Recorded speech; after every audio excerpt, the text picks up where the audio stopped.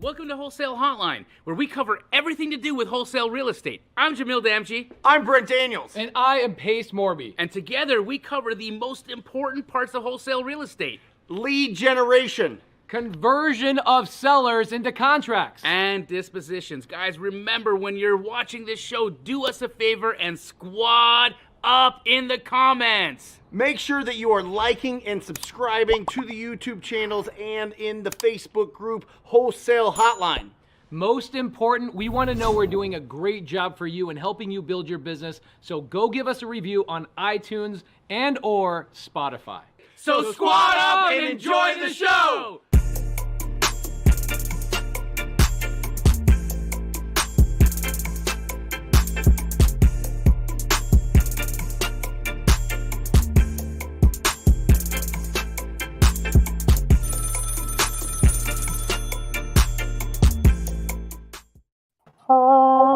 And one, and a two, and a three.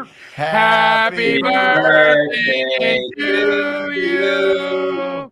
Happy birthday to you. Happy birthday, dear Scarback.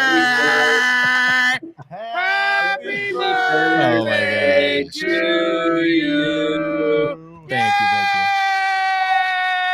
All I wanted for my birthday was Jerry Norton to show up to Wholesale Hotline. That's all I wanted. Happy birthday, Pacer. Thank you, brother. Thank you. Okay, I'm done. All my best friends are on the screen right now. I love all three of you guys. You guys are amazing. Happy birthday. How old are you, Pace? I'm 39. And as you reflect back on the past year, anything stand out? I need to work harder. Yeah, I was going to say that. I think you basically took a year off. I do. I feel like I took a year off, and we just been relaxing this last year. Well, here's the thing: is like I love being around Brent Daniels, Jamil Damji, Jerry Norton, and a handful of our other buddies, because when you're around these other Goliaths in this business, you realize that there's so much more you can do. And I just saw this post that Jerry made the other day. It's got me like so inspired. I wrote the whole thing down and I was like, oh my gosh, I need to do a deal like this.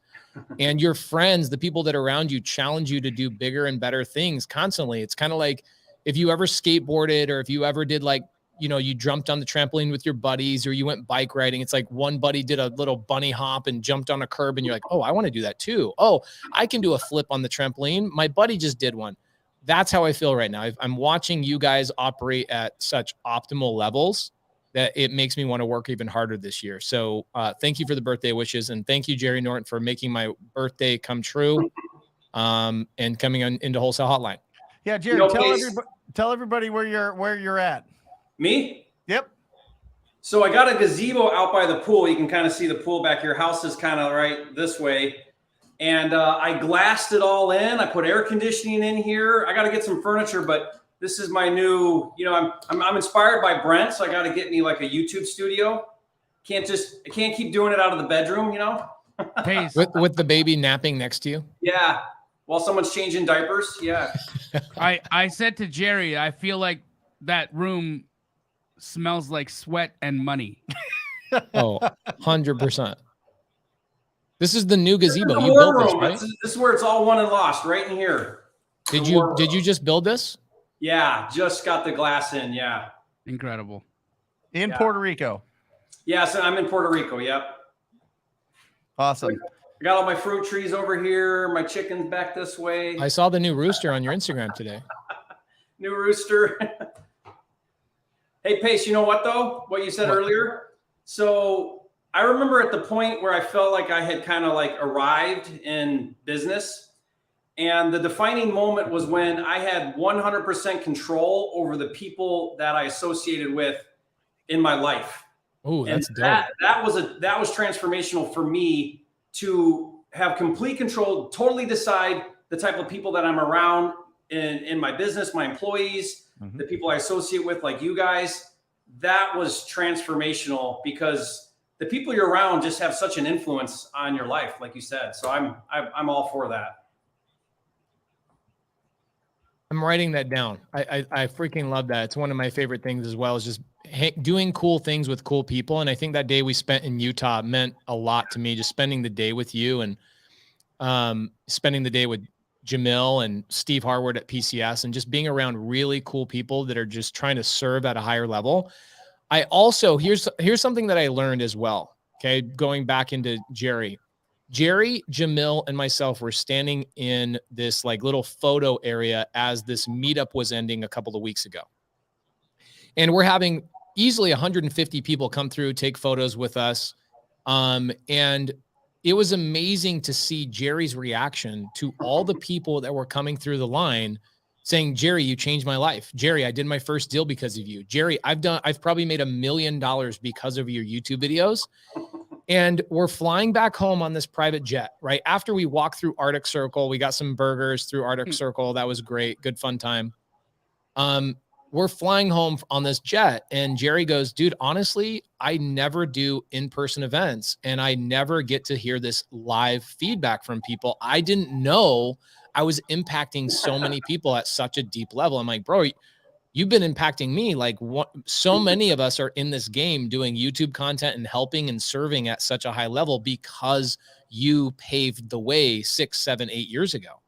And it was amazing to watch your reaction to not even knowing how many people you were impacting and all the dominoes that you were laying out in front of us. Well, you're too nice, Pace. I wish I was half as good as you thought I was. Well, Jerry, I do have a question for you because today is a Q&A. We're going to have a lot of people that are going to ask a lot of questions in the side chat. I have one of the most important questions for me personally to you as my friend. When is enough enough? Because I know you're making good money. I see these big rips that you're taking down. Like you've got these big properties. Some of these properties you're doing big flips on, bro. You're making $1 million to $2 million on some of these. One deal, you're making net $1 million plus multiple times a year. Is there a point where Jerry Norton says, I have enough money, I'm going to slow down? Or do you feel like your systems, your processes, et cetera, allow you to continue to operate and make a lot of money without actually taking a ton of time up in your life? Man, I am so glad you're asking this question, Pace. This is something that weighs on my heart a lot because, you guys know I have a huge family, 10 kids, and, 2 are out right now. So the third one, he's 17, he's getting ready to leave in a year. And, money is important and it goes so far, but man, I'm also facing my mortality. I feel like, I turned 45 in a couple of months, which I'm still feel young and strong and energetic, but, I'm seriously asking the questions of how do I change the way I do business that pulls me out of it even more so that I have more time to spend with my wife, with my kids. And so that's something that's very important to me. I feel very fortunate to be facing that kind of question. Like, man, how do I streamline things a little bit more so that I can work even less? And I think, Pace, there's a way to not jeopardize the income so much. I mean, maybe a little bit, but yeah, I want to figure that out. I want to figure out how to keep operating at a high level income wise, but free myself up even more. So systems and processes are very important and a big part of my business and my life, more so now than ever before, I think. So is there a point where you don't need any more money, or is there also another point where you start looking at your legacy, your children, and making sure you have enough cash stacked that, 20 years, 50 years beyond your passing, there's enough money and assets there that you don't have to worry about your family, your children, and their success? Or like, is this now a sport? Like, is it now just a fun game you're playing every single day because money is not the object? Yeah, this might be a weird answer and I'll probably get some heat for it. It's very unconventional, but I'll say it anyway. I don't plan on leaving any money to my kids. Oh, damn. Wait, what? Hold on. Say that one more time. I have already sat all my kids down and I said, you guys don't get a dime of my money. Are you okay with that? And, they're young, giving it to Wholesale Hotline in your will. Yeah, because, I came from nothing and it's what allowed me to get where I'm at. I don't think it would be way different, my experience, had I been handed, the easy button. So I don't want that for my kids. I want them to pave their own way. I want them to make their own way. I don't want them thinking, you know what, I can kind of coast right now because I'll get dad's money one day. So I'm not giving them any of my money. They're going to have to go earn it like I did. And I don't know if that's right or wrong, but that's what I'm doing. I'm curious about Brent and it? Jamil's belief on that. What do you guys think about that answer? I think it's an incredible answer, and here's my thought. I don't think leaving them nothing would be the way that I'd go. Like zero is not the way I'd go. I'd leave them enough for that, so that when they had or walked into something that they were truly passionate about, right, they'd be able to connect the dots in a very, very small way, right? So they'd be able to possibly, get their first business started or have enough seed capital to make it through their first year of operations. That's it. Well, all hard money lent to them and charge them, 15% and 5 points, yeah. Even better. Did you just say 5 points? Dang. Yeah. It won't be cheap. Yeah. You have to give your kids an opportunity to pave their way, but also to go through the challenges of earning it. And I don't think that unless you go through the challenges of earning it, will you ever have the mental maturity and the business acumen to be able to sustain and actually have the thing that you're trying to create stay and have a lasting effect in the world. So I love that answer, Jerry. I think it's a responsible way to approach entrepreneurship. It's a responsible way. And look, my kids, they'll understand that from now. They're going to know that from now. Like, don't expect that you're going to get handed anything. You'll get an opportunity. You're going to have a mentor. You're going to have somebody, like, you'll have a father that you can ask questions to anytime. But I am not going to pay for you to be a piece of shit. Well, and you know what? I'm not even worried about it. I'm honestly not worried about it at all, because we've talked about it like a billion times on here, that you become who you hang out with, right? Who you're surrounding with, who are you, and you spend a ton of time with your kids. They're going to get it. They're going to understand what it takes to become that. 100%. So I'm not worried about it at all. Leaving money, not leaving money. I fully expect Bo, my youngest, to just go bananas and whatever he wants to do, because he sees me do it. He sees you do it. He sees Pace and Jared do it. You know what I mean? Like, if he's interested in it, he's going to get surrounded by it. And that is the key. It is not, here's a blank check. Just go, figure it out. Come on. No way. There's no way. And is legacy not more than dollars? Is legacy not character, values, and the things, the lessons, the confidence? The things that you're able to teach, the way that you're able to bless a brain. That's legacy. I mean, we've got if you're looking at legacy, guys, the 4 of us on the screen have more legacy with respect to the number of minds that we've been able to affect to help change their financial futures than we'll ever have in our biological children. Yeah. If I do, I saw some comments about stipulations. I think if I leave them any money, it'll be when they're like 50. So they have to already make it in life, something like that. So they don't need it. Well, Jerry, then here's the next follow-up question. Why are you still working? Because I think a lot of people start this journey by watching videos on your channel. You're well over 300,000 subscribers, by the way. Congratulations. Thank you. Are the guy running through the jungle with a machete. We're all following you. You're the king. We love you so much. But people are following you, dude. And at the end of the day, we are following down a path. We kind of want to know where the end of that rainbow, what that pot of gold looks like. Is it, I'm done working because I've accomplished what I wanted? Or did you get to where you're at because you enjoy the thrill of the journey itself? And so that journey never really is over.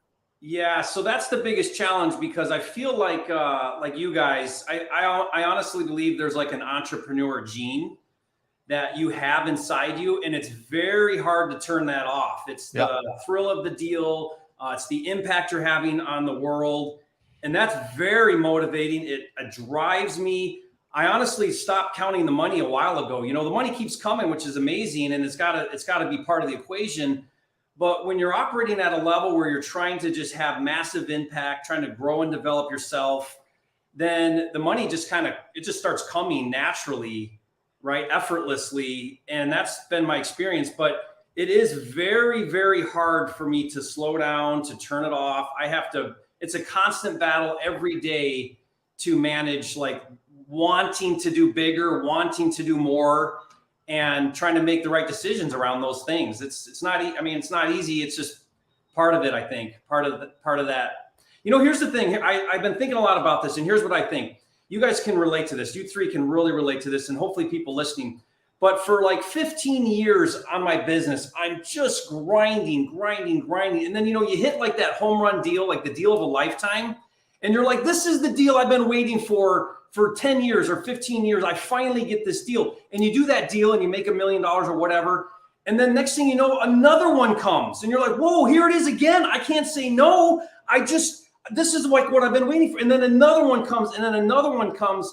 And then what ends up happening is you just keep taking the deal of a lifetime. And if you're not careful, you don't have a relationship with your wife. Your kids aren't involved in your life. Or you get worse, you end up divorced, unhealthy, and you got tons of money, but no relationships and the things that really matter, your spirituality, your physical health. And I don't want that to happen. I don't want to fall into that. So the biggest challenge I'm facing is having to say no to the next deal of a lifetime, because they just come now so much easier than they did for so long. And I have to tell myself, hey, it's okay. There's another deal of a lifetime next week. You can say no. This one's not the deal of the war, like your 5 lifetimes. It's only 1 lifetime. So wait for the 5 lifetime deal. You know what I mean? And but I just feel so grateful to God to be in a position where I can be super choosy about the projects I take on. I love that. What do you think was the tipping point there, Jerry? When do you think that happened?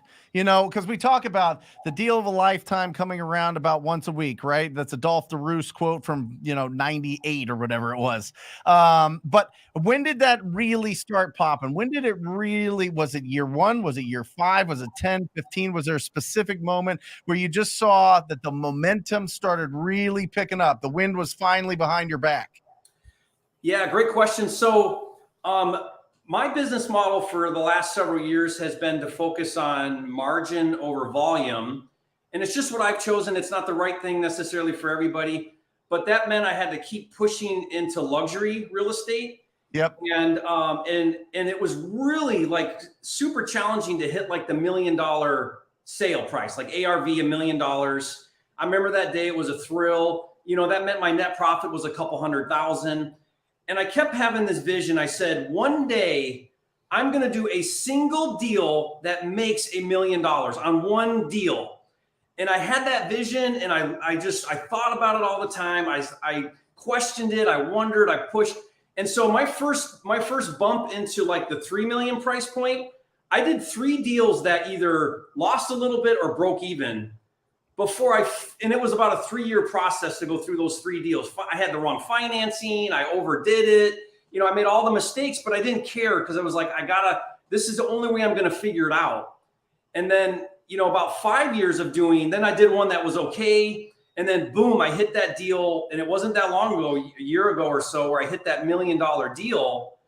And it was like, okay, I reached this goal. And then what's amazing is like, 3 more of those just happened like really fast right after that one. And that's kind of that, deal of a lifetime just kind of comes back again and back again.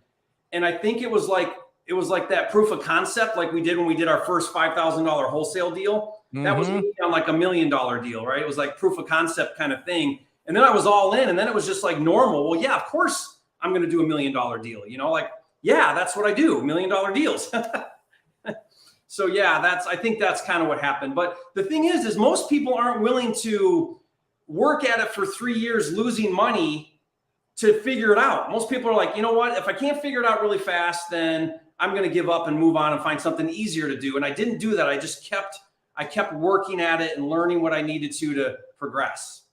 I got a couple questions for you. So I think we're going to get to the comment section. A lot of really good questions in there. I think Jerry and Jamil have some really symbiotic questions in the side comments about doing deals on market and with agents. And so we should definitely jump on those. Jamil just had a super, super successful challenge called the Transformation Challenge for the last 3 days.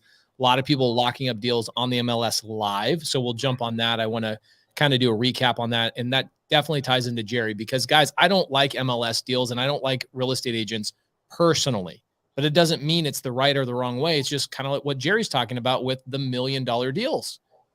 He figured out that that's what he wanted to focus his time and energy on. Couple of questions here, Jerry. One, where can people find you? What is your YouTube channel? So Flipping Mastery TV on YouTube, you'll find me.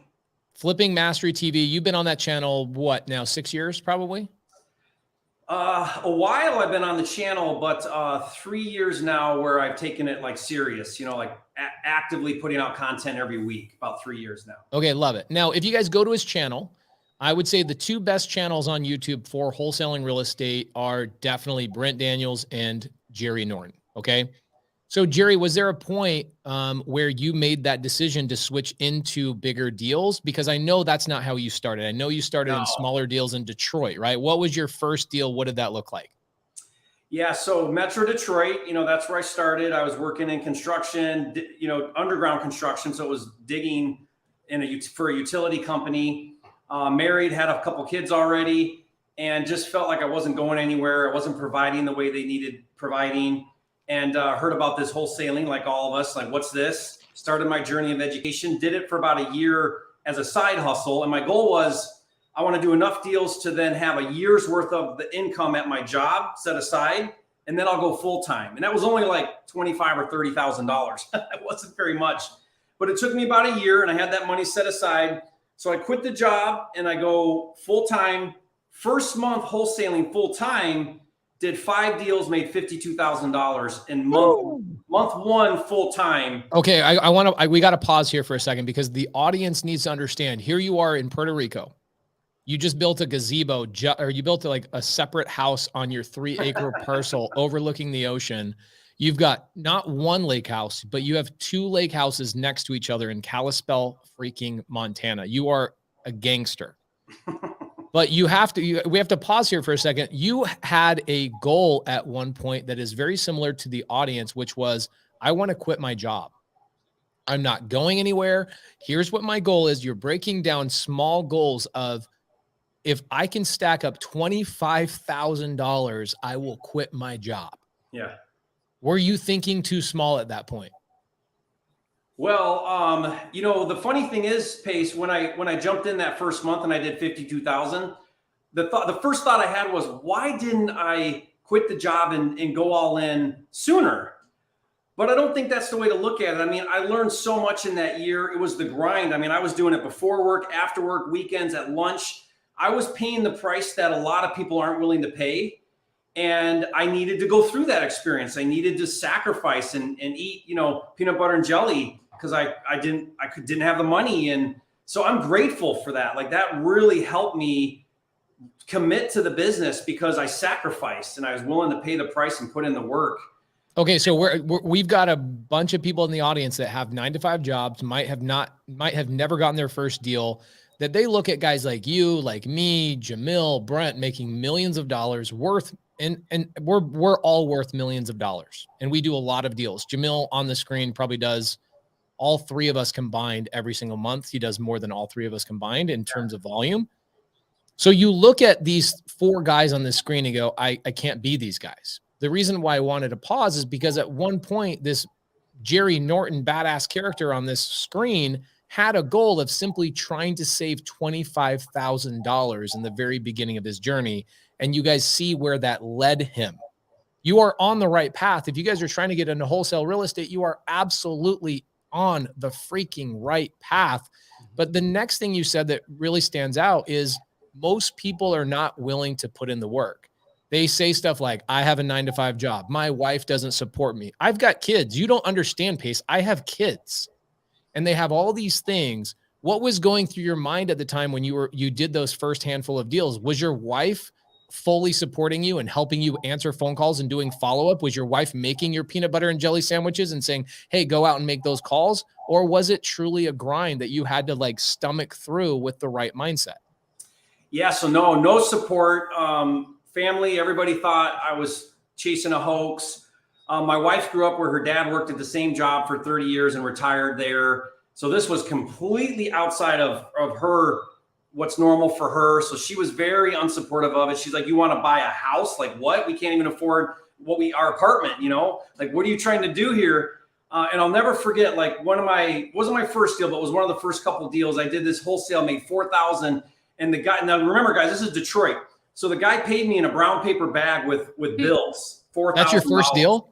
No, it wasn't my first deal. It was my third or fourth, but it was $4,000 in cash in a brown paper bag. Like I was scared driving home, you know? And so I get home, my wife's not there, and I lay the money out everywhere, like all over the house, right? And with sticky notes that said, thank you for believing in me. Thank you for supporting me. I couldn't do this without you. And then she comes walking in and I'm lying on the bed, you know, with money all over me. And she's like, are you you're joking? You absolute dog. Okay. Is this where child number 3 came in? Visual that I'll never forget, and I'm grateful to have. Actually, that's where kid number 4 came from, I think. Yes. Just real quick. So you took money in a brown paper bag and you rubbed it all over your body and your home. Okay. With sticky notes. Yeah, you got it. That's it. Yeah. And you know what though? She didn't support me and she didn't believe in me yet. Right. And so this is what I tell people. I said, listen, if you have people in your life who don't believe you, the best way to get them to believe you is to go do it and prove it to them. This is the greatest advice ever. Jamil, do you have anything to add on top of that? I see you nodding your head. You like that advice? I mean, you know, the funny thing is, right? I just like Jerry went through very similar resistance from people, you know, my mom, my dad, my sister, you know, they all knew that if I put my mind to something, I was going to accomplish it because they saw me do this as a child. I would always accomplish whatever goal I had in my brain. And I built a wholesale operation in Canada that became wildly successful, but then I lost it all. So the second time around when I was going to do this, nobody was in my own family, mother, father, sister, they all believed in me.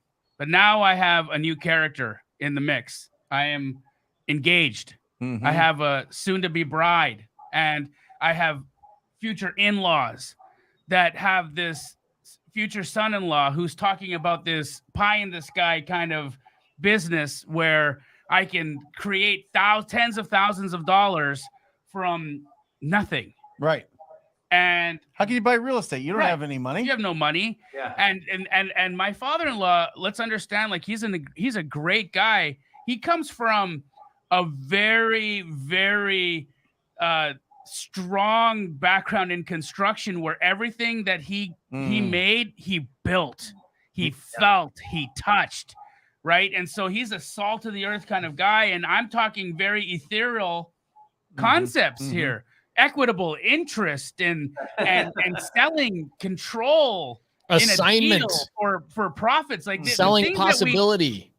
Yes, I'm selling potential. Like you're doing what, mother? You know what I mean? Yeah. Is that drugs? Is potential a drug? Like what are you selling again? So there was a lot of resistance in my life because people, they just couldn't understand what I was doing. But at the same time, it didn't matter. No. Yeah. I was going to say, here's the best part of that story is my wife says to me, she's like, well, Jerry, what are we going to do with this money? Like, what are we going to do with this money? And I said, here's what we're going to do with this money. We're going to put it in a box. And every Friday night, we're going to use this money for date night, for babysitter and to go on date night. And that's what we did. And I said to her, you matter to me more than money, more than this business I'm trying to do, more than any of it. You matter the most to me. And so this is our date night money. And we did every Friday night for like whatever, a couple years, that was our date night money and babysitting money. And that was special. That was a special moment for us.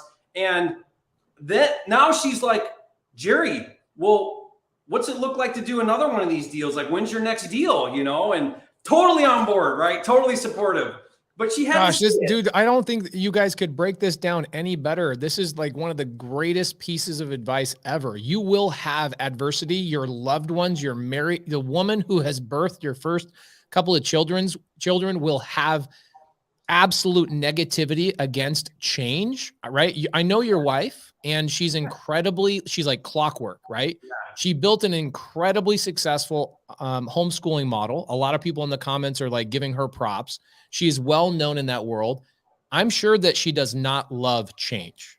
No, so she's a very type A personality, very organized, very strategic. And this like risk taking is like totally foreign to her. Now she's used to it now because it's 23 years later, right? But so it wasn't that she didn't like love me or want me to succeed. It wasn't any of that. Now some people have that in their life, and that's toxic. That's bad. It was just you seem to think because you're starting a new venture that everybody's got to be supportive of you. No, they don't, and they're not going to be, and it's okay. Don't expect them to be. I did not expect my wife to support me. In fact, you should expect them not to be supportive of you. Yeah. That is the advice here. And then what Jerry did immediately, he went to his wife and he said, I love you more than anything else. I want to show it to you. Let's go on date night. You doubled down on your relationship. Bro, this is like amazing advice, because I can tell you there are people in the side chat right now that have DM'd me privately asking me questions about their relationship and how to get their wife or their husband or whoever their loved one is on board with them, and they haven't gotten their first deal yet. So the advice you gave is, dude, don't expect them to support you. Go get the deal done. Show them that it's possible, not from a negative standpoint. Yeah. Don't give them a negative, see, I told you, none of that stuff. But go to them and say, hey, I got this done. I want to reinvest in our relationship and show you, like, bro, this is some of the greatest advice ever for people starting out. Yeah. So your first month in, you make $52,000 and you're like, why didn't I get started earlier? Yeah. So that question comes up. I know you guys get it all the time. Hey, should I quit my job and do this full time? And that's not an answer I can give, or any of us. Like, you gotta sit down and say, what, you figure that out. You know, when are you ready to go all in and go all in? The thing is, though, is I never had this like plan B. It was never like, you know what, if wholesaling doesn't work out, it's okay. I got a degree, or I'm going to school to get a degree, or I'll do this or whatever. It was always like, I don't know how long it's going to take me, but I'm going to figure this out because I'm all in. I believe in this and I'm going to do it. So that also was a different mindset. I think that really helped me put in the work, because I knew, hey, if I'm just consistent, I'm going to see results. And so now it's just a matter of doing it, and never a doubt about when, right? So, or if, but rather when. Freaking love it. So let's go into the side chat. People know your story. People love you. I mean, we've got, this is like a full Jerry love fest in the side comments. It makes me feel good that we brought you in here today. Everybody here loves you, but let's talk about, working with agents and on-market deals. You do it a lot. Jamil loves it. Jamil, how was your challenge, brother? Tell us about that challenge. And I know the answer to this. It was off the hook. I want you to tell everybody, is there a way they can watch the replay? Tell us how it went, and then tell me if we can go back and watch the replay. It was an incredible 3 days. So I called it the Transformation Challenge because I believe one deal can transform your life. It did it for me. It's done it for Jerry. It did it for Brent. It's 100%. Done it for you. A deal can transform your life. And really, the amount of complexity that that people put into that one deal is what I think kills a lot of people's dreams, because they overcomplicate. They think it's got to be all this, got to be that. They've got to, oh my God, I have to learn how to talk to a seller, and I have to learn how to, comp like a blue genie, and I have to be able to, run a software and run deal analytics and figure out how much this flips. No, and no. You can really distill so much of what we do down to the basic concepts of this show, which is we need a lead. Yep. We need to be able to understand what we can pay for that deal. We need to have a buyer. Yeah. Right. And so the challenge was incredible because we used a tool that allows you to go out and scrape the MLS. So whatever market you're in the United States, it'll go into the MLS of that market. It'll scrape the MLS and it'll identify possible deals that just got listed today. So if you're working a 9-to-5 job and you don't have time to cold call all day, you don't have time to do agent outreach all day, or you don't have time to do direct mail and to be able to hop on a call or PPC or whatever it is, you just don't have the time because you're working all day long. But every morning you could run a quick analytic to see if there was a deal that got listed on the MLS throughout the night. And let's just say, for instance, it also could comp that deal for you and tell you if it landed in your metrics of 70% or 60% or whatever it is, whatever percent of ARV you need to buy at for your respective market. So we were able to identify possible deals on the MLS, comp them, and if they were actual deals, which oddly enough, we had 3 stars, one on Friday, which was Ryan Zolan, one on Saturday, which was Michelle Garabito, and then on Sunday we had Brittany Berriman. All 3 of them were able to lock up a deal. And Ryan sold his already. Yep. And Michelle has sold hers already. Yep. And so we're talking about like in and out, money made, guys, money made, and it happened that fast. Well, and you're touching on something here that I wrote down before the show. Strip away the unessential. Yes. Strip away the unessential. All of these things that you're worried about, all of these things that you're uncertain about because you don't have the experience is sitting next to you somewhere. Somebody in your market is going to help you out. Yes. But you have to take the action to find the opportunity. You can't just go, hey, when I find something, can I reach out to you and do that? No, go out there and find the opportunity. Start the action, because if that's the lead generation side of this. Lead generation, conversion, and then exit strategy, disposition. It's 3 parts. And the conversion in this case is having an honest to goodness conversation with the real estate agent that allows you to get the deal under contract, which is why the people who came to the challenge got so much out of it. Because look, a software that that analyzes the MLS for you, awesome, right? But what do you say when you have a potential deal? How do you approach the agent? How do you not spook them? How do you get control of that deal when we know that there's probably going to be 200 other people trying to get that same house? So how do you do it? How do you maintain a relation? How do you create a relationship with the agent? Get them to work with you and then maintain that relationship for future business.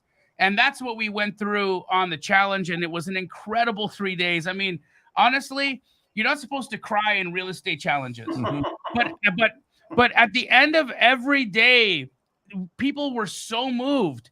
We accomplished so much in these 3 days that it was just mind blowing.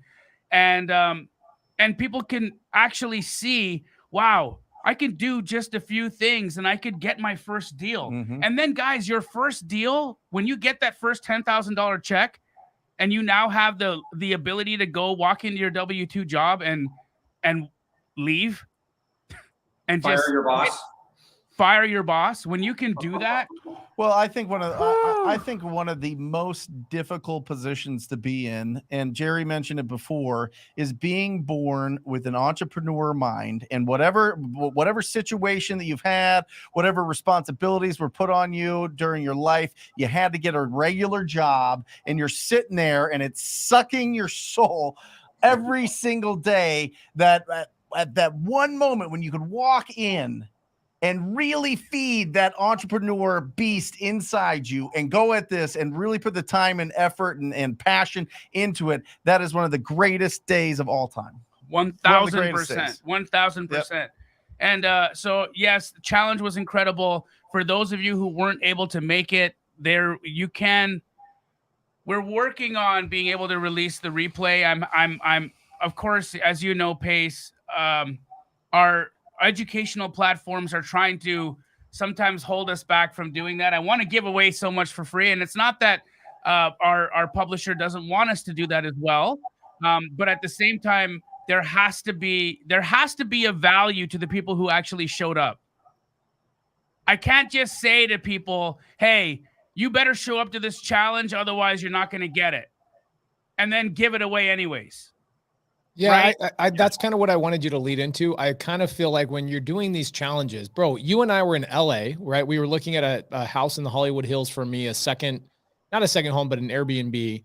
We fly out there. We're there with our videographers. We spent money to be out there and to spend the time. You took time away every single morning for 3 hours during that time to deliver a live challenge for people.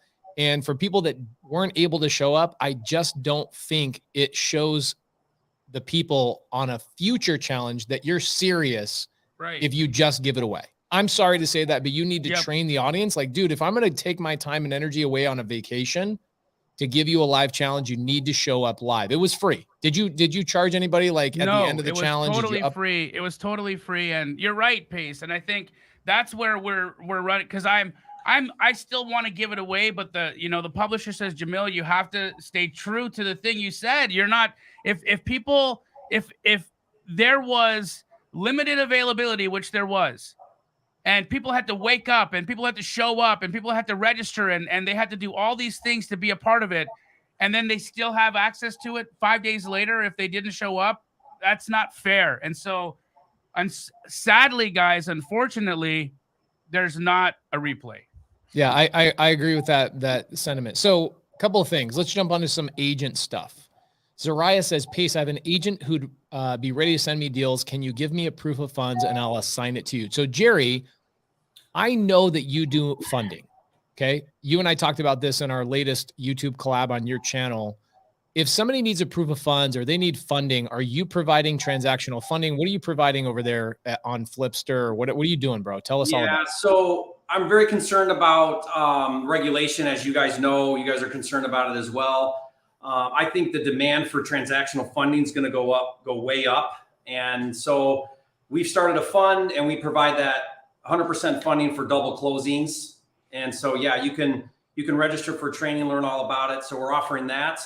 In Flipster, if you're a pro or prime subscriber, you get unlimited proof of funds. They're custom, specific to your deal, the offer price, address.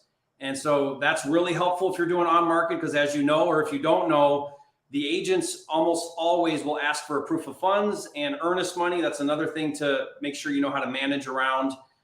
So there's a couple things with on market and Pace, like Jamil just showed and talked about. There's two reasons why I am a huge, huge fan and proponent of on market wholesaling. Not that it's easier than off market as far as like dispo. Dispo is harder with on market because it's public, so people know about it. So there's some things to work through there. But what I love about it is it doesn't cost you anything in marketing. And that's huge. I mean, that's huge. It doesn't cost you anything in marketing. Our off market, we spend, I don't know, $3,000 up to $5,000 per contract in off market, right? We don't spend that in on market. But even bigger than that is the relationship. I love any business model that is relationship driven. And the way I do it, and the way I'm sure Jamil's teaching it as well, is I'm building relationships with these agents that then call me on their future deals. And that is bigger than anything else, because I have agents that I've done dozens of deals with and I'm their guy. They call me before it's even listed. And so that's amazing. Jerry, may I ask you a question? Yeah. If you were to stop all of it, like every other piece of marketing, all of it, and you only relied on the agents that you've built relationships with to bring you opportunities for 12 months, how much money would you make in 1 year?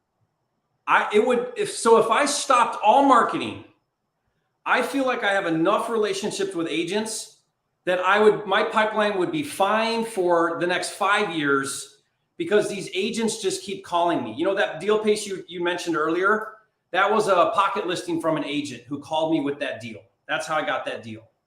Dang. And so, multi-million-dollar deal from an agent. And so that's what's so amazing. You only need, in my opinion, I think you need about 25, maybe 30, like legit relationships with agents where they trust you, they like you, they think you're for real, that are actively in distressed real estate. And they call you and you get a shot. You don't even have to be the only one they call. Just have a shot. All of a sudden, you're going to do a dozen deals that you wouldn't have done otherwise. And there's no more cost. There's no more work other than work the leads they call you about. But that's how big of a deal it is to build these relationships with agents. People tend to think that on market is just for retail. It's not. There's just as many distressed sellers that go on market and hire agents as there are off market. We just tend to think that those aren't deals because they're listed high or whatever. It doesn't matter. Like we've gotten stuff half of list price. Just make the offer and you'll be amazed at what kind of deals you can get. I want to point something out. I just found this out. Jamil has one relationship Jerry, you'll believe this because you know Jamil, but he has one relationship with a lady named Monique Walker. She was a guest. What was that? 2 months ago? She was a guest on Wholesale Hotline, something like that. Yep. Phenomenal guest. People are already DMing us saying, come back, come back, come back. She's a realtor. Jamil and her have done over 200 deals together in the last 10 years. 200, actually it's been 8 years. So 200 deals over the last 8 years. That thing is not slowing down. It's only speeding up. And she's bringing you on the buy, right, Jamil? She's bringing you the deals. She brings me the deal. Yeah. And just on the one relationship, I would earn well over $1 million a year in wholesale fees from one relationship. And that's not, the other 30 or 40 agents who know my name that call me and send me opportunities throughout.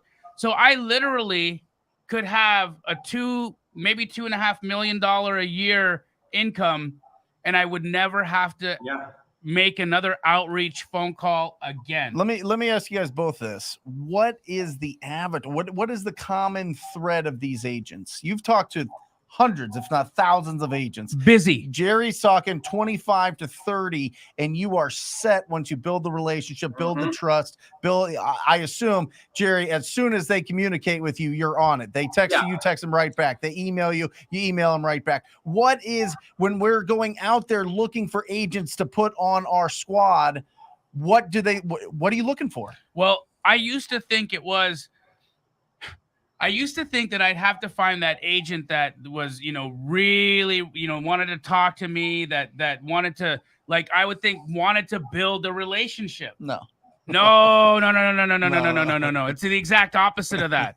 It's the agent who has no effing time. Busy, that where they understand that I understand how freaking busy they are, and I make everything for them easy. I will do the work. I will write the contract. I will do this. I will put the lockbox on. I will clean out the house. I will make sure that the keys are there. I will make sure that this happens. I will make sure that the house gets that all of the inventory in the house gets itemized and taken care of. I will make sure that something happens to the car that's been abandoned on the driveway. Send me the deal.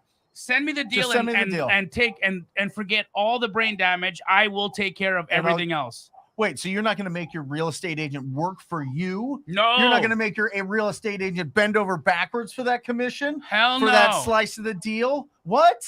I will do it all. You got to make these agents work. That's how you get consistent deals, is make them put in a lot of effort. Yeah, Jamil, I couldn't agree with you more. The conversation I have with the agent is so first of all, everybody's got to understand you have to create a competitive advantage when you do on market. Yeah. So I saw a couple of things that you guys put up on the screen about an exclusive agreement. I don't do any exclusive agreements because I don't use a buyer's agent. Do not use a buyer's agent. You have to go direct to the list agent. Yes, you have to go direct to the listing agent. Jerry, would you agree that by inserting a buyer's agent, here's why people insert a buyer's agent into a deal? Because first and foremost, they feel bad because some other agent sent you the deal and you think, oh, I've got to work with this person because they set me up on a drip campaign that auto emailed me. No, stop opening those emails and use something like Privy or go find the deal yourself. Don't look at the deals, and then you don't have the guilt of having to work with the buyer's agent. But secondly, it's because they're being lazy. They're being lazy because they got handed to them, and now this buyer's agent's making it easy for them. They'll say, I'll send you the contract, and they don't have to have the hard conversation of calling the listing agent and trying to build a relationship and trying to implement the double dip strategy. That they just don't want to do the extra work. Stop it. When you insert a buyer's agent into a deal, your chances of getting that deal under contract are 90% lower than they would have been if you had just gone to the listing agent. Why is that, Jamil? I don't understand that. Incentivization. Yep. It's because you have no competitive advantage. You're the same as the other 9 offers being submitted. Whereas when you double dip, you're now up at the top of the pile. And so what I do is I call about the deal in hand and I say, hey, I'm calling you about this property. I see you just listed this property. I'm a cash buyer. I want to make your life easy. I can close. So you do the whole pitch, right? But then the most important part of the whole conversation, it's never the deal in hand. It's always the relationship. So I'll say to that agent, I'll say, hey, what do you have sitting around that's not moving? Let me make an offer on it. I'll make an offer on everything you've got and see if we can buy something. And I'll make it even better for you. The next time you sit down with a distressed seller, you figure out the number that they want. You call me. I'll tell you right on the phone. I'll give you in 5 minutes or 10 minutes or however long, I'll tell you if I can do that deal and the number. You don't even have to go on market. If the seller's on board and you're on board, we can skip the whole thing. Yep. And you know how easy that makes it for that agent? You mean I don't got to list it? I don't got to take all these calls. I don't got to deal with crazy buyer's agents and inspections and all this stuff. I can just get a deal done if I call Jerry. That's all you got to do. Just call me. And then half my deals are off market. They don't even get listed because the agent, like Jamil said, they just want their life to be easy. And they're earning 6% doing it too. Because they tell the seller, hey, guess what?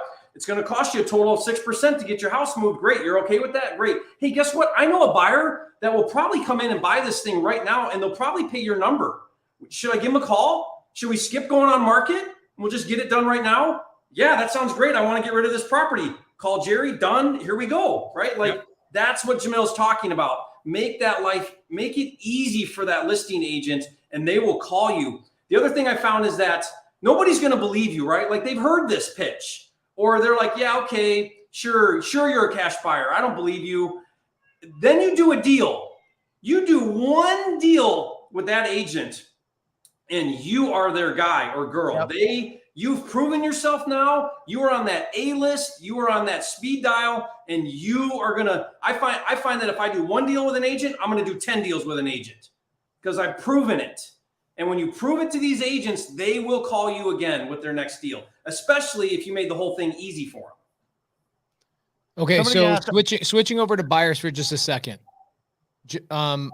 I don't have an opinion about this because I want to leave this up to you guys, but this happens all the time, and I've never heard Jerry answer this question.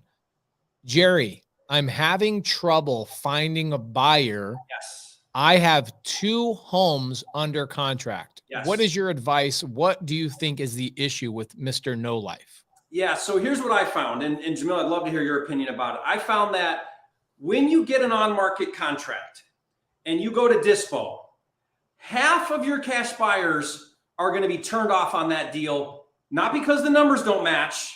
That could be going on. Hopefully that's not going on if you know what you're doing, right? Or you get some good advice on comps and the numbers, but more than likely, you have a buyer who's turned off about it being on market. They feel like, you know what, there's nothing special about this deal. They tell themselves, I could have bought that deal. They didn't, you did, right? And so I hear people, they say, you know what, Jerry, I took my on-market deal to a cash buyer and he says, I don't buy on market. This doesn't work.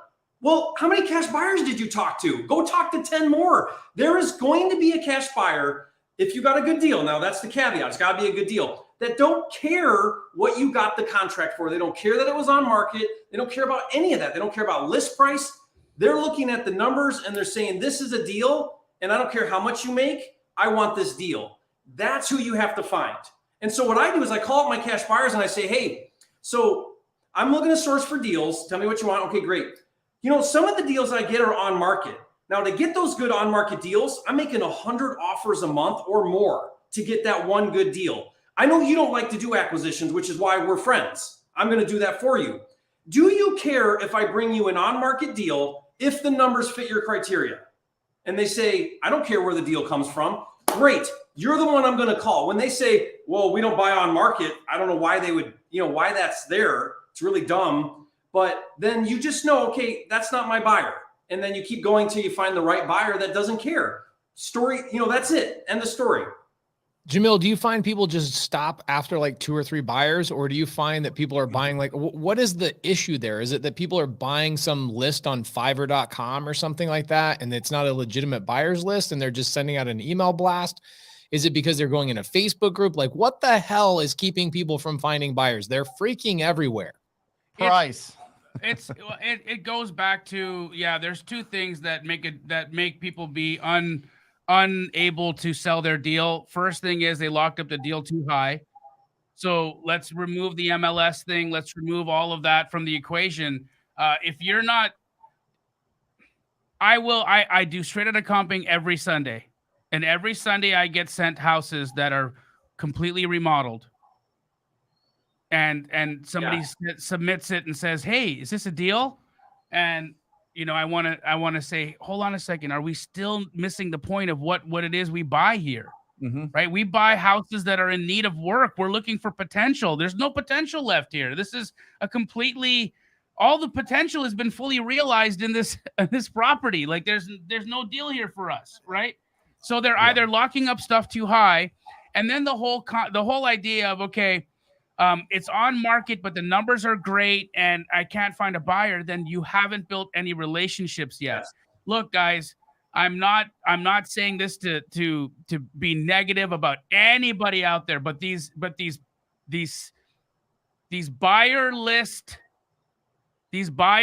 platforms, okay, that's not a relationship. Yeah. That is not a relationship. And you can pay them thousands of dollars a month and think that something is happening. But I still talk to the people who use platforms and systems like that are getting nothing. Nothing is connecting. You want to create relationships with your buyers so that it doesn't matter if the deal's on market or off market. If the numbers make sense, they trust you, they'll buy from you. Right. So that's what it comes down to. They look up the deal too high and they haven't created relationships with their buyers. End of story. That's it. Well, I like what you were saying. A lot of the comps that you have are these properties that are in pretty decent shape. And I think the greatest analogy, if you're just like getting into this, if you've ever bought a car at a dealership and you've turned your car in for trade-in value, you're not getting the full amount. You know that if you went and you put new tires on it and you put you got a new paint job, you put a new sound system, you've made it all beautiful, you would get the full value for that car. But you're not going to do that. Why? Because you want the convenience of just trading in this car and getting a new one. The houses to go after are the trade-in cars. All right? For real. Those are the properties that you want to be going after because there is potential equity in these properties. So that means that there's going to be discounts. So go after those properties and you'll win.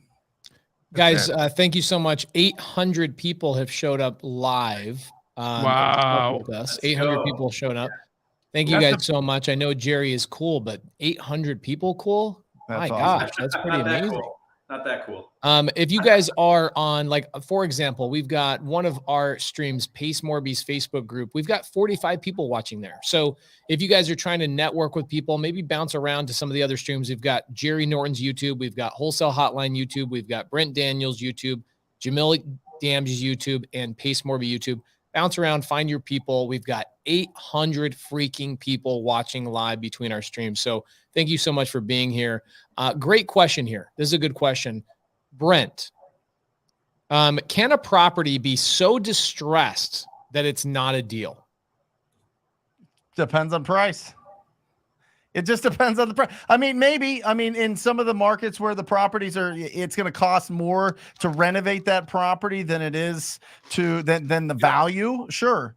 That's why I suggest you go after properties that are above 150,000 once they're fixed up, because typically you're going to run into enough potential in those properties. So if you're going after those lower priced properties and they're totally destroyed, it gets really tough to move those because there's no juice left in it. There's just not. I mean, Jerry, what do you think? Especially, So especially if you go up a little bit in price, like for example, low ceilings, kiss of death, man. Low ceilings. If you fully renovate a house with 8-foot ceilings, sometimes 9-foot ceilings, and you're in a certain price point, I don't care how nice you make that house, a buyer does not want low ceilings. Mm-hmm. So there's some properties where you're like, you know what? There's more value in the land probably than in the house. Right. And so so there's a number, but where's the number and what makes sense? And that's just understanding your market. Well, the thing I think about when the property is so bad is that it is a land deal. It's a tear down and a rebuild, right? I bought a property on 91st Street in Mesa, Arizona a couple of years ago. I bought it for land value, $16,000. Yeah. I ended up putting a mobile home on it and I sold it on seller finance. I created a note and sold it on seller finance to somebody. I've got a $175,000 note to somebody at 9.5% interest for 40 years. So there's deals there, but that means if the house is in such bad condition, don't you have to just look at it from a land perspective, Jerry, Jamil, and Brent? Yeah, but I think also, Pace, I mean, there's low income areas where, like, if I go into Detroit and that house has an ARV of 80 and it has $100,000 rehab and the land value's, 10 grand, Then it's just not a deal. This is not a deal. Like, you just, move on. So you just got to know your numbers. It's all about the numbers. Okay, so how do we learn how to comp? Jamil, how do we learn how to comp? Sundays. In 30 Sunday, seconds. 5 p.m. Yeah.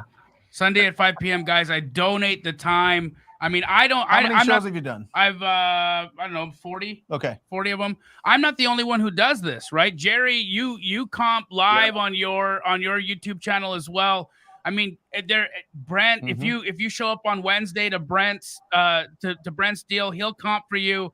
I mean, if you've got a creative deal on Sunday service, Pace will comp it for you. I mean, all of us will show you how to do an evaluation. Every one of us can help you underwrite.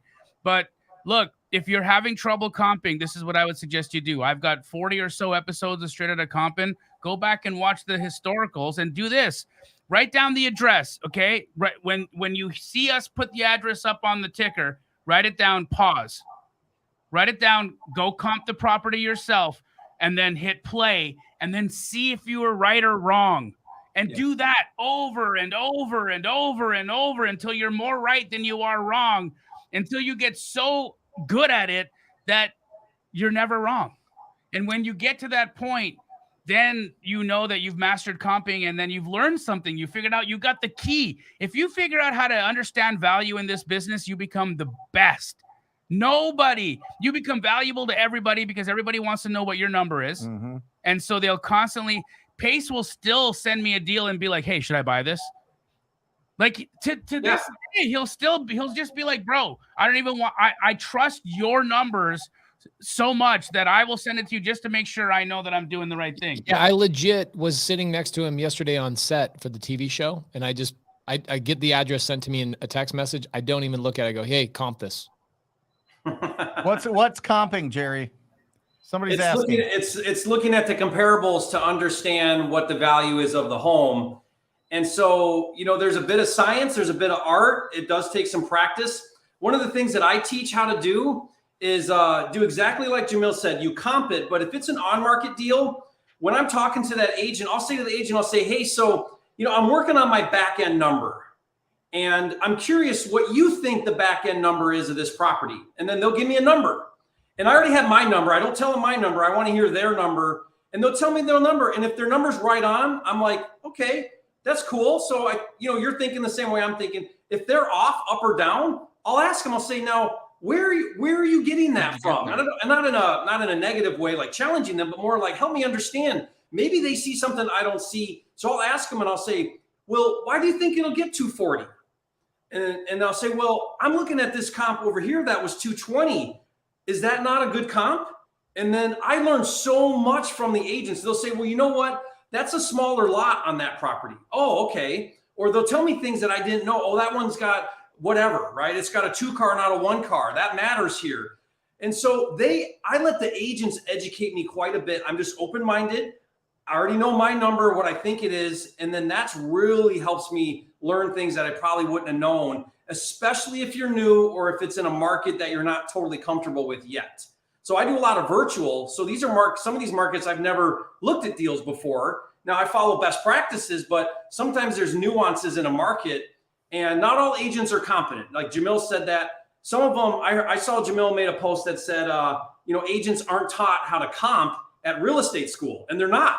No one teaches them how to comp. That's something they got to try to figure out, just like you and I try to figure out. But some of them are really good and they know their neighborhoods and they can tell you about what's going on and help you understand things at a different level. It's great. Yep.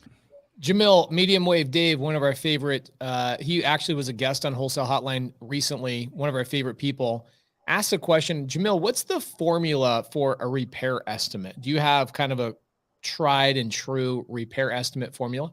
So I do have some numbers that I hang on to for how much repairs are going to cost. But what I prefer to do, Pace, is I prefer to look at the market, and I prefer to say what percentage of ARV do I need to buy at if the repairs are cosmetic, and what percentage of ARV do I need to buy at if the repairs are full gut. And then I just stick to those to those ratios, and then I don't even bother with trying to determine what the repair estimate's going to be, because again, repair estimates are subjective. Okay. You could take the exact same house and you could say to Jerry, how much is it going to cost to repair this house? And you can come to Jamil and you can say, Jamil, how much is it going to cost to repair this house? And you're going to have two different numbers. You can go to two contractors and you can say, hey, how much is it going to cost to fix this house? And you go to contractor B and say, how much is it going to cost to fix this house? And they're going to be two completely different numbers. Repairs are subjective. There are subjective, guys. Trust me on that. Yeah. What I do in one house is not going to be what Pace does in that house. It's not going to be what Jerry does in that house, and so on and so forth. That's just the way it is. But if I have to give you what that number is for a cosmetic repair right now, cosmetic repairs, and this is pretty much what I've been seeing across the country for cosmetics, we're probably sitting at around $30 to $35 a square foot. That's what shit's costing right now. For total? Total. Yeah. $30 to $35 a square foot. Yeah. So let's just do some math, for instance. If somebody sends you a wholesale deal and says $10,000 in repair, hang up on them. Yeah. Okay. There's no such thing. Nothing happens in 10 grand anymore. But here it is. You got 1,000 square foot house. Yep. You have cosmetic repairs to do. What is that going to cost you? $30,000 to $35,000. Yep. That's it. Now, new construction's running at around $125 a square foot. And that's not Jerry Norton new construction. That's not Jerry Norton new construction. That's new construction in just your average, your median price point materials. Love it. That's Okay. it. Here's a great question for all four of us. I want everybody to rapid fire this answer. Okay. Find the best deal first or get a cash buyer first. I can tell you right now, my answer is if you drop me in the middle of any random market, I don't have any resources, I don't know anybody, the first thing I'm doing is market research before I go create a product. Our product is a contract. If we're wholesaling, that's my product. How do I know who I'm going to sell my product to if I don't even know? How am I going to know what product to build if I don't know who my buyer is? So for me, I go find a cash buyer first. I do market research, and then I go hunt for those types of deals immediately. Jerry, what would you do? Find a deal first or a cash buyer first? Yeah, I'm the opposite, because I feel like in the equation of wholesaling, the hardest part is a good deal. The easiest part is a cash buyer. So I want to tackle that hard first. I know if I get a good deal, I can find a buyer really easily because that's the market we're in. There's no inventory. Buyers are dying for deals. So I want to put my energy in the deal. And then, but again, I also know how to easily find buyers. So I'm not intimidated by the buyer side. Love it. Okay. I think I could agree with you. I could be convinced. I think the challenge is so many people, they go after their first deal, not knowing what a good deal is, not understanding value. And then their immediate issue is nobody wants this deal. Even if they find a credible buyer, they spent all that time and energy locking up a deal just to find out it wasn't a deal in the first place once they present it to real cash buyers. So I love that. The difference between you and the audience is I think you know how to find value. So here's another follow-up question. I want to hear this from Jamil and Brent as well. Jerry, I drop you in Arkansas. You don't have any resources. You've never done a deal before. You want to go out and find your first deal. Are you going direct to agent immediate? What are you doing? Yeah, that's the first thing I would do is I would start calling listing agents. I drum up a deal through a listing agent, and then I would go find my buyer after I've got a contract. That's what I would do. Okay, Jamil, what rapid fire? What are your answers to those questions? 1,000%. I'm going to an agent. I'm going to start doing agent outreach. I'm going to start creating. First thing I would do is I would hop into my computer and I would run an analytic to see if I could find an on-market deal that made sense. Second thing I was going to do is I would cold call 20 real estate agents and see if they had anything coming to the market that made sense. The next thing I would do is I'd go into Facebook groups and I would find the wholesalers that were the quickest to respond, that might have some interesting inventory. The fourth thing I would do is I would go onto Google and I would start Googling cash buyers in whatever town you drop me in, and I would call all of those people, all of those things that popped up on Google, because they're spending money to find deals. So they're obviously well-equipped, well-capitalized wholesalers in the market. And if I didn't have a deal from those activities, then just take me out to pasture. Brent Daniels, what would you do? New market, no resources. You don't know anybody in town. Are you finding a cash buyer first, a deal first? And if you are going after a deal, how are you going to find that deal? I think I think something that's not being mentioned here that we all have, but we forgot that we earned it, is confidence. Okay. Yes, 100%. We earned our confidence by going out there and talking to distressed property owners. We went there and talking to agents. We went out there and talked to the cash buyers. We went out there and we were brave. We sucked up our courage, and we built our confidence by going out there and using our mouth, using our phone, and going to work. So I would find the ugliest house. I would go and try to find the ugliest houses, and I would try to build up my confidence, and I would start to talk to as many of those property owners as possible. And I would find an opportunity there in a seller's market.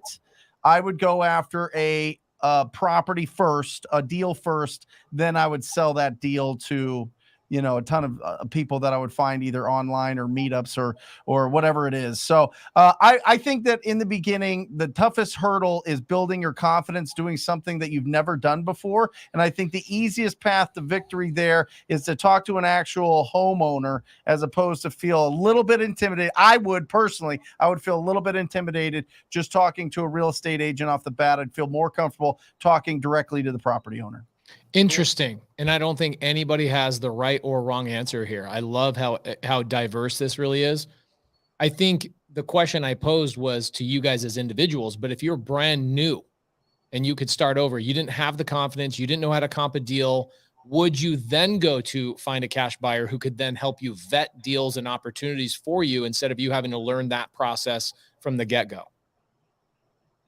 I think so. I think going to a cash buyer and just getting a lay of the land is great. But here's the thing, and why I love the concept of going to a cash buyer first. But man, I've had a lot of conversations with a lot of cash buyers, and oh my God, will a cash buyer take you down a rabbit hole? Mm-hmm.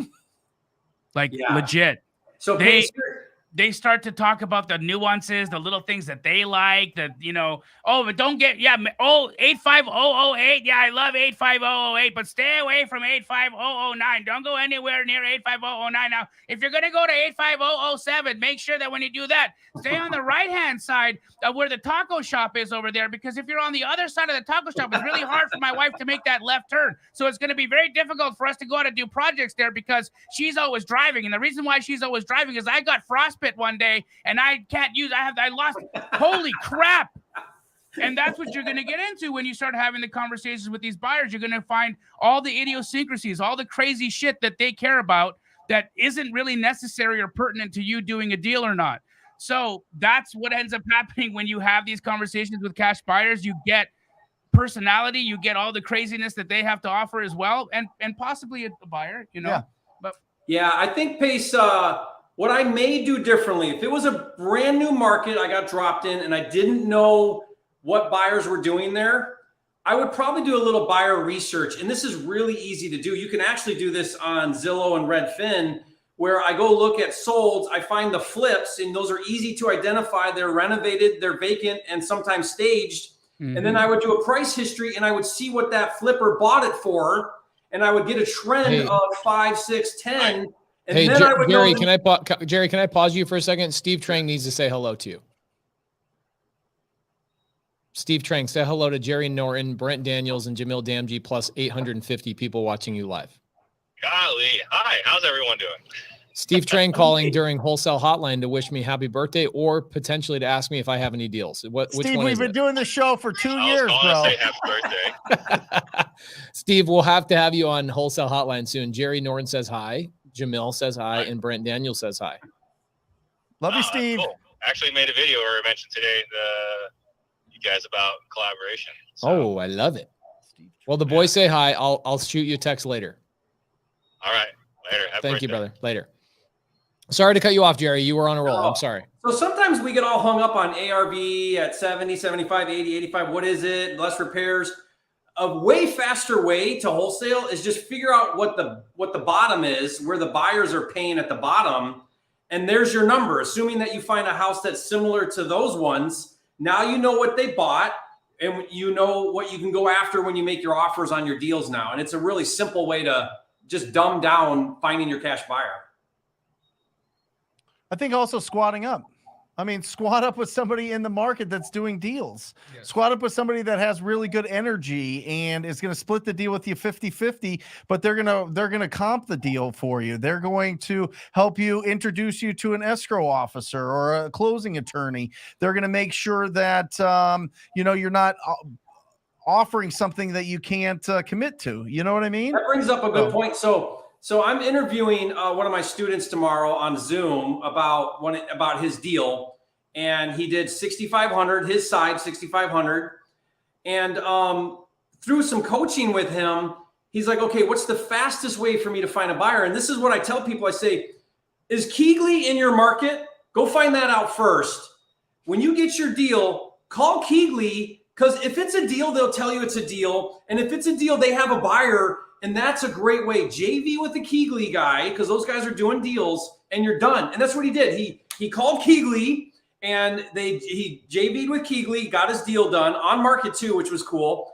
And his cut was 6,500, and he's ecstatic. Incredible. See, life changing. $6,500 can change someone's entire situation because they can go in and now they've got proof of concept. They have enough money to keep the lights on for the month, and they can go to town. That's it. Yeah. Yeah, and so the question is, well, shoot, why didn't he go find his own cash buyer? You know, he could have doubled his wholesale fee. Do you think he's thinking that? He's thinking, I made a call to Keegley and they handled the rest. That's it. I didn't have to do anything else. They got the thing to closing, and here I am holding a check. That's amazing. I love this. So here's a question on the screen from Major Davis. Same question, but let's assume for some odd reason you guys are doing this in a brand new market with no money. Would you make a difference at all? So I have a challenge for myself coming up on July 1st that I'm going to be doing for 30 days. I'm going to be taking my wife, my 3 children to a random market and partnering with somebody inside of this community as I'm their partner for 10 hours a day for 30 straight days. We're going to document it. I'm going to show you guys exactly how I would get my first deal with no money, no resources, no software, nothing but my cell phone. I will get my first deal within a couple of days. Now, here's what I'll do. If I have limited time and I don't want to wait for a deal to close, I've done this multiple times where I will go to a buyer and I'll say, hey, I've got a deal. I want to assign it to you. I'm making, and they go, great, that's a great deal. Send me the assignment. The assignment fee might be $10,000, $15,000. After they sign the assignment fee, I call the buyer and I go, hey, if you can get me paid half of the money up front right now, before we even close escrow, I'll cut my assignment fee in half. I will show you guys how fast I can get an assignment fee before I even close escrow. It is risky for the buyer. I totally get it, but I've done it twice with buyers before. I will show you guys how to do that. I can get an assignment fee on a deal within 24 hours of starting in a brand new market, cash in my pocket without having to wait for a close of escrow. Okay. And then I will immediately use that money to then build the business, get some cold callers, get some systems, get some software, pull a list, and start cranking out deals. Now, I could go direct to agent. That's not necessarily my favorite thing to do. I love going direct to seller. It's just something I love to do. So I'm going to be doing that on July 1st. I'm going to be choosing somebody in our community. You don't have to be an Astro student or a TTP student or a Jerry student or a Sub2 student. It's going to be somebody in this community. All right. And I will show you guys. Actually, I would come to Birmingham. Surprisingly, I thought Birmingham was going to be crap. Jamil and I have been there multiple times, and it's a really cool little town. So we'll show you guys how that's done. Let's jump onto another question that I saw earlier. Interest rates are hiking up. Jerry, Jamil, Brent, they're hiking up. They're going to continue to hike up. Inflation's at 7.5. We actually believe, I'm sure all 4 of us on the screen realize it actually is higher than 7.5, but it's been stated by the Fed that it's at least 7.5 right now. That's insane. That means Jerry just made $1 million on a deal. If he leaves that money in his bank account for the next 12 months, that means he will lose $75,000 on that money. Inflation is kicking. So the only way to actually mitigate the inflation is for them to raise interest rates. Jerry, Jamil, Brent, whoever wants to go first, what do you think is going to happen to our market over the next 12 months due to interest rate hikes and other things coming down the pipe? I'll go. So I don't think the hikes we're going to see are going to be significant enough to impact the massive shortage of inventory that is not getting fixed anytime soon, that is not going to prevent buyers from still buying. If we go to 4.5, even 5, I don't think it's going to impact the market, is my opinion. Because, again, the demand is so high and the inventory so low. I heard right now that to keep up with the housing demand with new construction, we're not even on pace for half of where we should be just to meet the normal demand for housing. And so we're seeing the national median home price go up, up, up, up, up. We're seeing no inventory. All the predictions are that we're going to have another year of double-digit appreciation across the board. Many markets are hitting 20s and 30s. And so a 0.5% increase in interest rates not going to prevent a buyer from wanting to buy, is my opinion. Jamil, Brent. I'm 100% in agreement with that. We're still talking 4% interest. Okay. If we're talking about 7-8% interest rates, then we have something to talk about. But we're talking about 4%. You know the difference between where we are right now and the hikes that they're talking about. You know what that's going to create, or what kind of a difference that means in per month in mortgage payment? $200. Yeah. Okay. Mm-hmm. $200. Mm-hmm. So when people are not lining up around the corner for $5 or $8 Starbucks that they cost now, so when that stops happening, then I'm going to start worrying about what $200 is going to do to the average American household per month. And so that's just my opinion. Don't shoot me for it. Focus on what you can control. That's it. Good market, bad market. You still have to talk to people. You still have to generate leads, convert them, and then figure out what exit strategy you want. I mean, that's the truth. Focus on what you can control. You can't control the economy. You're not going to be able to. You can't control inflation, can't control interest rates. You can only control what you're going to do over the next 24 hours. That's it. What are you going to do? Are you going to wake up tomorrow and you're going to be proactive and you're going to go and you're going to follow up with your leads and you're going to pre-qualify them and you're going to go on appointments and you're going to generate some new opportunities? Or are you going to sit around and look at social media or look at the news and get the doom and gloom of everything that's going on and let that poison your productivity? That's it. I don't care. I really don't care if it goes up, if it goes down, if it does whatever. I'm still going to do what I'm going to do. And that's talk to a whole hell of a lot of people and find a lot of opportunities. So it doesn't matter. You can only control what you can control. You can only focus on what you can control. So just stay in the pocket there and stop hallucinating the worst case scenarios because you're trying to protect yourself of putting all this effort in and growing this business. And then all of a sudden it crumbles. It's not going to happen. More people became millionaires during the downturn in real estate than they did right now. I'm telling you right now. I was broke before I am telling you. I lost everything, and the downturn is what got me where I am today. Right. There you go. Super Focus interesting. on what you can control. Do you think the question, because that comes up all the time, especially right now, and I think one of the hottest YouTube videos that you could make right now to get eyeballs is, oh my gosh, are we headed for a crash? You see everybody doing it all the time, right? They're always doing this. And if you make a video about how it's not going to crash, no one cares. No, you got to. Why go is negative, that, Jerry? apparently.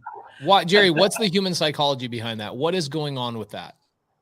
Well, it's fear. Fear is a motive. So gaining is a motivation, and fear is also a great way to talk ourselves out of a lot of things. Like, you know what, maybe I should wait in real estate because I heard the interest rates are going to go up and the market's going to crash. And so I don't want to get into real estate now. It might crash. And so it's just a way, I think it's just a way of talking yourself out of doing what Brent said and just, buckle down and do the business. So the market always goes like this, right? So what do we do as wholesalers? We go like this too, just underneath it, like the same way. So who cares if it's up or down? Who cares if the rates are going to affect it? We're in and out of deals fast enough to where if we're paying attention, we just adjust with it. And so it doesn't matter. Love it. Yep. By the way, everybody's scared. Everybody's scared that it's going to be a 2008. If you really do any kind of research at all and understand what caused that versus what's going on now, you will sleep very well at night. I mean, lending has never been tighter, ever. We do not have unqualified people in the mortgage taking mortgages right now. It hasn't happened since the market crashed. Dodd-Frank, stop that. You've got a lack of inventory. Every decade, 20 million houses are built since the 70s. 20 million, 80s, 20 million, 90s, 20 million, 2000 to 2010, 20 million. Guess what happens? 2010 to 2020, 8 million, 12 million in lack of inventory, 30 million more people in this country. There's a reason why housing is going bananas. Stop hallucinating. Do you know that 20% of all of the home purchases last month were made by institutions? That's it. And then you got the hedge funds buying. That's what I mean. 20% of all transactions were non-primary buyers. What does that mean, Jamil? A primary buyer is a school teacher, a fireman, a cop, a pharmacist. Matt, are you able to a regular person who goes out to buy a house? That's a primary buyer. Okay, it used to be that 100% of purchases were close to 100% were primary buyers or small landlords. Now, 20% of the home purchases that are being made out there are institutions that don't give a crap about an interest rate. But look at this. You want to look for opportunity. We talk about 6 to 10% of the real estate market being in distress at all times. 2020 census comes out. Boom, right there. Can you make that bigger, Pace? Yes, sir. If you look there and look at the vacant, these are in thousands. There's 141 million properties. Look where it says vacant. Right there. 1, 2, 3, 4 down. Vacant. 15 million year round. How many? 11 million. 11,789,000 right there, one down, year round. There are more opportunities than there are us. Go out there. Stop hallucinating. Stop letting the fear sneak into your brain. There are so many opportunities. And lastly, guys, look at mortgage rates, the average mortgage price versus rent. Rent is up here right now, and mortgages are down here right now. That is a strong indicator that nothing could happen. Look at Jeremy. Look at this. Come on, Jeremy. Look at this. Yeah, great. But when rent is far below what a mortgage payment is, that's an indication that we might be heading for some trouble. We got some problems. Because we know that people will just abandon their houses and they'll rent. But rent is incredibly high comparatively to what a mortgage is. So, I mean, again, still, we're not anywhere close to having that conversation. Boom. I want to give a special shout out to Jerry Norton's YouTube channel. Because of you, I probably buy 1 or 2 deals a quarter from people finding me on your YouTube channel and then bringing me seller finance and subject to deals. In fact, Christina Solara, who's in the side chat, she's so helpful. You can see her chatting with other people. She's constantly helping a ton of people. She is doing her first deal was a creative finance triplex I bought from her. I own it. It's currently rented out in Fayetteville, North Carolina, a place that I'm currently accumulating properties. She came from your YouTube channel, bro. You've made me so much money. I'm so grateful to you. So many other people in the side comments love you, adore you, and want you to never quit your YouTube channel because you are crushing it. Congratulations, bro. You're on your way to 1 million subscribers. I guarantee you're going to hit that number. You know what I have? This is really funny, Pace. So I made this on Etsy. You've seen it, Pace, in my office. Yeah. Yes. So it's not real. It's fake. Yet. It's not real yet. Yeah. He made his own 1 million subscribers plaque from YouTube, guys. That's called manifestation. Yeah. It's a real thing. Jerry, what are you doing lately? How can people find you? Are you doing any sort of challenges? Are you speaking anywhere? Do you have any webinars? Do you have anything that we can promote and talk about to the people, the 850 people that are watching live right now? Well, I mean, we definitely have the association we're working on. You guys are all part of that, big believers in it. I've got a video coming out on Wednesday. Everybody should pay attention to. I don't know if you guys have heard yet, but Nebraska is now almost through all of legislation. It's about to go to the governor for signing. So it looks like it's going to happen. And they are passing almost the same identical bill as Oklahoma, which is in regards to marketing your contracts. You have to have a license now to publicly market your contract. And so, we've been saying this for a while, that regulation is coming. It's coming fast. The snowball effect is happening, right? And we also know that this year Texas is exploring regulation. Both Kansas and Missouri have come out and said that they are going to be proposing legislation this year. And so, the four of us are really wanting to get behind this movement to improve the industry and to raise the standard, create some best practices, rally together, maybe fight back some of this anti-wholesaler movement that's sweeping America. And, I love you guys because you guys have bled for this industry. And I want it to be around for a long time, way past my time. And I know you guys do too. And so we've got to really step up and make a difference and try to protect the industry as best we can so that we don't get steamrolled and we don't get put out of business or over-regulated. We'll never get put out of business because we'll just adjust. Like, there's easy ways to adapt around these things that are happening.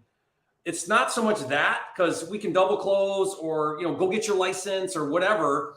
It's more about what I don't like is just this perception that wholesalers scam people and rip off old ladies and all of this narrative that's going on, when in fact we actually are the most important part of the entire investing cog. Without wholesalers, it would all fall apart. I didn't tell you guys this, but I met with the Private Lender Association, the National Private Lender Association. They called me and they said, "Hey, I love what you guys are doing. We want to get behind it. We want to support you." They said, "We went back and talked to all of our lenders in real estate, and they all came back with the stats. 70, I forget what it is. It's like 70% of all of their loans they fund were sourced by wholesalers." Yep. That's bonkers. Yeah. Think about that. These are lenders lending to flippers. 70% are coming from wholesalers. Those flippers would not have deals. Neighborhoods would not be getting fixed. Affordable housing would not be happening if it wasn't for you out there doing what you do. That's how important we are. That's an amazing stat. Yep. So get behind that, guys. It's we've got the site up. There's a ton of work we got to do still this year and ongoing, but it's nrewa.org. You can get on an email list. We'll keep you updated, but pay attention, guys, because you are going to want to start thinking about what's going to happen when they regulate my state, because it's not a matter of if but when, because it's happening now. Like, that's the thing to do, is to require licensing for doing the assignment. When's your next video coming out, Jerry, and where can they find it? Wednesday. Flipping Mastery TV is we'll release it Wednesday morning, but it's all about the Nebraska. I break down the bill, I explain what it means, how to adjust, what your options are. And so, but it's looking like once the governor passes it, which I think it's coming up here, I don't know when, a couple weeks or whatever, it's happening soon, then it goes into effect 90 days later. So if you're Nebraska and you want to publicly market your contract, you are now going to need a real estate license. Interesting. Cool. Jamil Damji, you've got Straight Outta Comping coming up this coming Sunday. Guys, if you have a question about comping, Jamil gave you some of the best advice tonight. He said, come in, watch Straight Outta Comping. When an address comes up on the screen, I mean, guys, there's a live audience, just like Wholesale Hotline, all learning how to comp live. Now, Jamil's advice to you was take the address, put it on pause, comp it yourself, put it back on live, catch up, watch the number that Jamil comped, why he comped that number, and compare it to your own. It's the best way to learn how to run numbers. Be part of that community. It's one of the greatest little communities inside of this world, is people that are comping deals every single Sunday. Jamil, what time is that on your YouTube channel? 5 p.m. Arizona time every Sunday on my YouTube channel. It's just youtube.com/Jamil Damji. Love it. And that's JamilDamji, guys, for anybody that is not watching Straight Outta Comping. If you have a question about comping houses and evaluating and coming up with the right number, don't come and ask us to comp here because Jamil's doing it live every single Sunday, 5 p.m. Arizona time. Brent Daniels. Yep. The YouTube channel that really I love more than anything is yours. I love what you're doing on Wednesdays live. What are you doing on Wednesdays what are you doing this Wednesday? Because it's different every week. Yeah. What is your topic and what time and where can we watch it? Well, here's the thing. It's different every week, but the core, the heart of it is the same. We find big, massive deals. So if you're interested in finding big, massive deals, 10 a.m. Mountain Standard Time, Wednesdays, every Wednesday, Brent Daniels live show. If you have questions that didn't get answered here, pop on in. I'd love to answer them live. We go for 2 hours, 10 a.m. to noon, Mountain Standard Time on the Brent Daniels YouTube channel. Jerry Norton, we love you, brother. That's You're the freaking man, Jerry, for coming in here. It's 10 o'clock your time in Puerto Rico. We saw you hanging out with Jory Olson a couple of days ago, a friend of the show as well. Are you guys doing a collab together? Are you guys doing a video together? When can we see that? We actually shot 3 content videos. I love that guy, Pace. Thank you for introducing him to me. Absolutely. That's my job. Oh, yeah. Yeah. Jory's great. My job is to provide 1/10 of the value that you've provided to me, Jerry, and I got about way more than 50 years to go, bro. Hey, Pace. Yeah. Happy birthday. Happy birthday, brother. Thank you guys. What do you do every week on Sunday that people can tune in and listen to and be a part of? I try and make babies every Sunday, guys. So is that live on the YouTube it's channel? Live on his YouTube channel. Yep. Instagram or he goes on IG Live and then he shows us how to do it. Guys, we are on Sunday service every Sunday, 7 p.m. Arizona time. Last night we had about 900 people on Sunday service watching Creative Finance Conversation. This coming week, we are breaking down all 27 different creative finance strategies that I have utilized in my business. There are 27 of them, and we will break them all down this coming Sunday. So I'll see you guys there. And what's next week for Wholesale Hotline, gentlemen? Are we doing a Q&A or what's the topic for next week? Maybe it'll be a surprise guest. Maybe it will be. Yeah. We will see you guys next week on Wholesale Hotline. Thank you, guys. Appreciate Later, you guys. Jerry. Love you. Hey, Jerry. Or just say squat up. So squat up and enjoy the show. Yeah. Yeah. Okay. 1, 2, 3. So squat up and enjoy the show. What are you doing? I didn't say nothing. Why? I don't know. Okay. So squat up and enjoy the show. Cool. I think we should use the one where Jamil doesn't